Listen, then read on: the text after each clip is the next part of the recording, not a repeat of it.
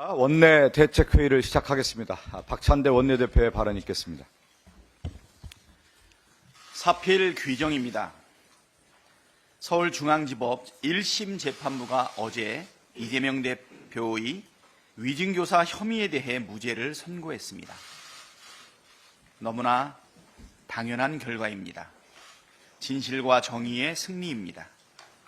애초부터 윤석열 정권 정치 검찰의 말도 안 되는 보복 수사와 억지 기소였습니다.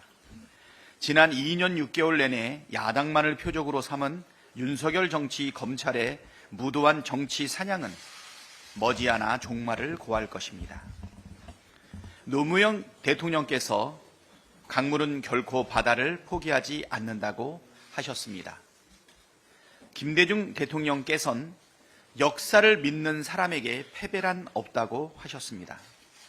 민주당은 국민과 역사를 믿고 한치의 흔들림 없이 무도한 윤석열 정권과 싸워나가겠습니다. 진실과 정의의 승리, 역사와 국민의 승리를 일궈내겠습니다.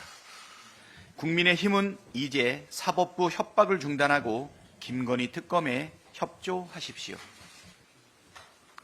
박정희 5건, 노태우 7건, 노무현 6건, 이명박 1건, 박근혜 2건. 역대 대통령의 거부권 행사 횟수입니다. 윤석열 대통령이 또다시 김건희 특검법을 거부한다면 취임 2년 6개월 만에 총 25번째 거부권 행사입니다. 재임 12년 동안 총 45회 거부권을 휘두른 독재자 이승만 뺨치는 기록이자 이승만 이후 역대 대통령이 60여 년 동안 행사한 거부권 총 합계 21회를 가뿐히 뛰어넘는 사상 최악의 기록입니다.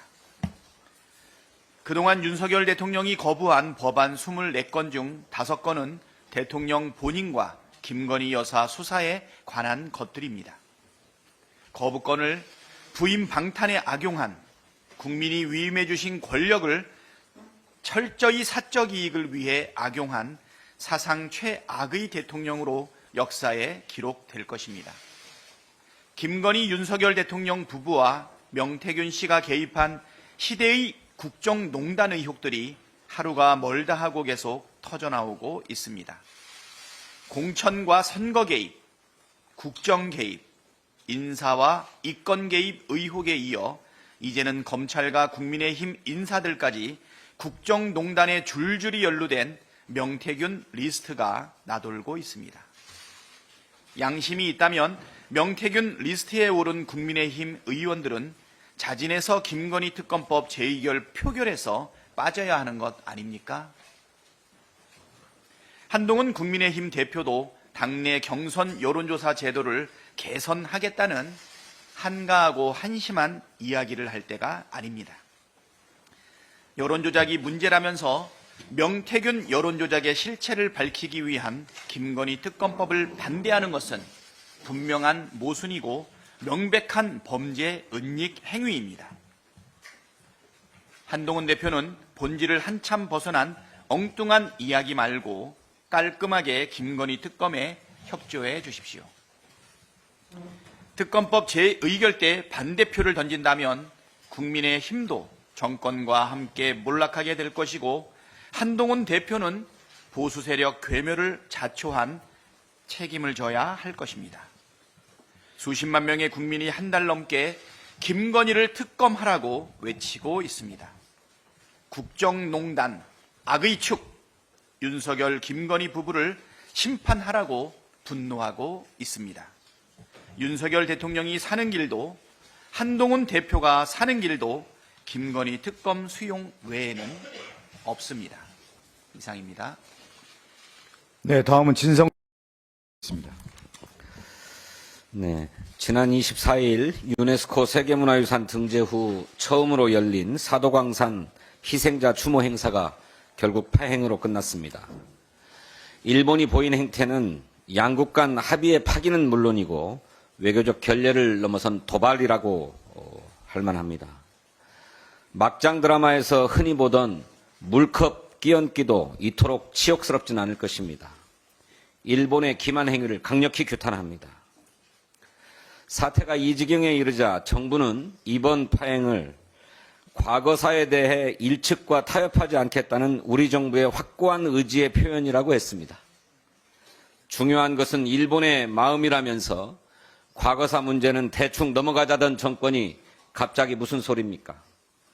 무능과 실책마저 자화자찬하는 윤석열 정권판 철면피에 참 기가 찹니다.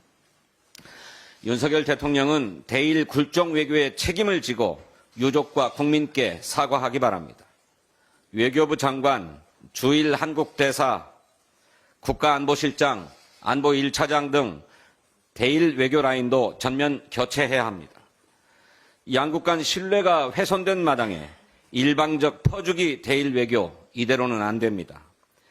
강제징용 제3자 변제를 비롯해서 대일 정책의 전면적인 재검토를 촉구합니다. 국민의힘 한동훈 대표가 동덕여대 사태마저 정치적 땔감으로 악용하려고 합니다. 한 대표는 폭력 사태 주동자 법적 책임 운운하면서 학생들을 비난했습니다. 폭력을 두둔할 생각은 없습니다만 한 대표의 주장은 본말을 뒤바꾼 것입니다. 이번 사태의 원인은 대학 구성원인 학생들 몰래 남녀 공학 전환을 추진한 대학 당국의 비민주성에 기인합니다. 학생들은 학교의 미래와 관련된 문제에서 당사자로서의 권리를 철저히 무시당한 것에 분노한 것입니다. 대학 당국의 비민주성에 대해서는 입 다물고 학생들만 비난하는 것은 온당하지도 않고 균형적인 태도도 아닙니다. 동덕여대 사태를 걸고 넘어져서 혹여 젠더 갈등, 세대 갈등을 부추기고 거기서 반사 이익을 얻으려는 얄팍한 정치적 계산 따위는 집어치우길 바랍니다. 이 대학 출신은 채용해서 걸러내고 싶다. 며느리로 절대 안 받는다라면서 여성 혐오와 비하 주장을 일삼은 한국산업인력공단 이사장에 대해 즉각적인 인사조치를 요구하지 않는 것은 도대체 무슨 까닭입니까? 이 역시 여성에 대한 또 다른 폭력 아닙니까? 대학과 학생들에게 요청합니다. 공학 전환 계획을 백지화하고 민주적인 절차와 과정을 통해서 대학 구성원 모두의 합의를 도출하십시오. 근거도 충분치 않은 피해 금액을 공개하면서 주모자를 색출하겠다는 태도로는 사태를 해결할 수 없습니다. 학생들도 토론과 협상을 통한 이성적인 해결을 최우선에 두고 노력해 주시기를 바랍니다. 폭력은 사태를 악화시킬 뿐입니다. 교육당국도 성찰 운운하면서 뒷짐만 지지고 있지 말고 즉각 중재에 나서십시오.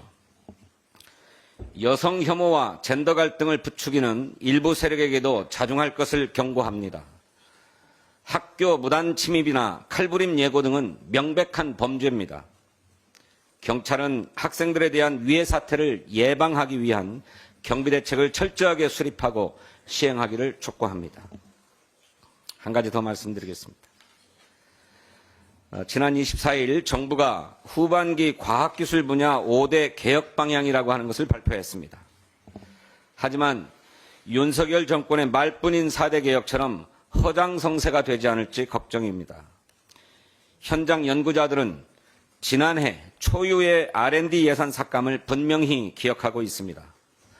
원칙과 뚜렷한 기조가 없는 즉흥적인 정책, 진정성 없는 태도로는 그 어떤 정책과 제도를 내놓는다고 해도 불신만 쌓일 뿐입니다. 함께 제도를 정비하고 개혁을 추진해야 할 대통령실 또 주무부처 간의 엇박자도 우려스럽습니다. 과학기술부는 지난 17일 추진 계획을 발표하고 대통령실은 대통령실대로 5대 개혁 방향을 발표했습니다.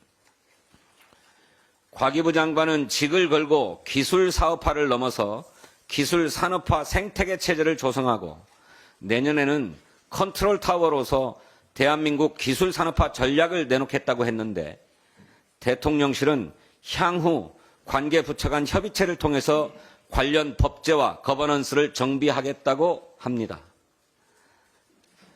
대통령실이 후반기 정책 방향을 정부 내 협의와 조율도 없이 발표하고 나중에 협의해 정비하겠다는 것은 앞뒤가 바뀐 처사입니다. 출연연과 대학의 연구 현장은 벌써 긴장하고 있습니다. MB정부 때는 출연연의 중소기업 지원을, 박근혜 정부 때는 실체 없는 창조경제 실현을 톱다운 방식으로 요구받은 일을 기억하고 있기 때문입니다. 과학기술은 혁신과 국가 경쟁력의 원천입니다. 세계적으로 기술 경쟁이 심화되고 있는 지금 우리나라 국가 과학기술 혁신 생태계 업그레이드는 당연한 것입니다. 제대로 된 정부의 역할을 촉구합니다. 감사합니다.